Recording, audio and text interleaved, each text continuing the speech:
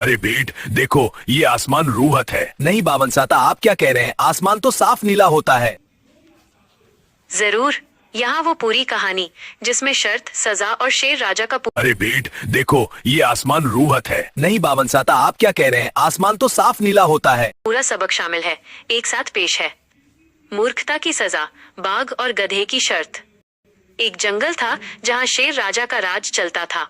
जंगल में एक घमंडी और ताकतवर बाघ रहता था जिसे अपनी शक्ति पर बहुत नाज था। वो हमेशा दूसरों को नीचा दिखाने का मौका ढूंढता था। एक दिन बाघ एक गधे के पास से गुजर रहा था जो शांति से घास खा रहा था। बाघ ने उसे परेशान करने के लिए कहा, अरे गधे, देखो ये आसमान हरा है। गधे ने आश्चर्य से जवाब दिया, नहीं बाघ दादा, आप क्या कह रहे हैं? आसमान तो साफ नीला होता है। बाघ को अपनी बात का विरोध सुनना पसंद नहीं आया। वो दहाड़ा, तुम इतने मूर्ख हो कि तुम्हें रंग भी नहीं पता।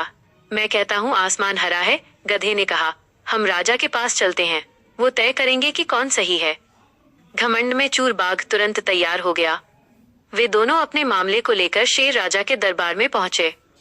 दरबार में बाघ दहाड़ा, महाराज, ये मूर्ख गधा कहता है कि आसमान नीला है, जबकि मैं जंगल का सबसे बुद्धिमान कहता हूँ कि वो हरा है। ये मेरी बुद्धि पर सवाल उठा रहा है। गधे ने केवल इतना कहा, महाराज आसमान नीला ही है।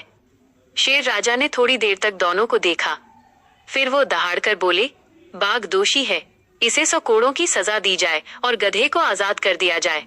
बाघ को 100 कोड़ों की सजा मिली।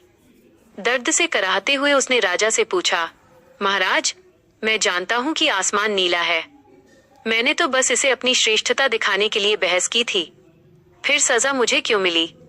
शेर राजा गंभीर और शांत स्वर में बोले, बाघ, तुम्हें सजा इसलिए नहीं मिली कि तुमने झूठ बोला कि आसमान हरा है। आसमान नीला ही है, यह बात तो हर कोई जानता है।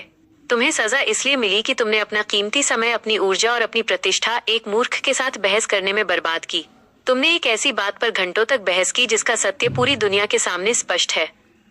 शेर राजा ने अंत में गरजते हुए कहा, जब तुम किसी मूर्ख से बहस करते हो तो देखने वाला यह नहीं बता सकता कि दोनों में से मूर्ख कौन है। इसलिए मूर्खतापूर्ण बहस से हमेशा दूर रहना ही सच्ची बुद्धिमानी है।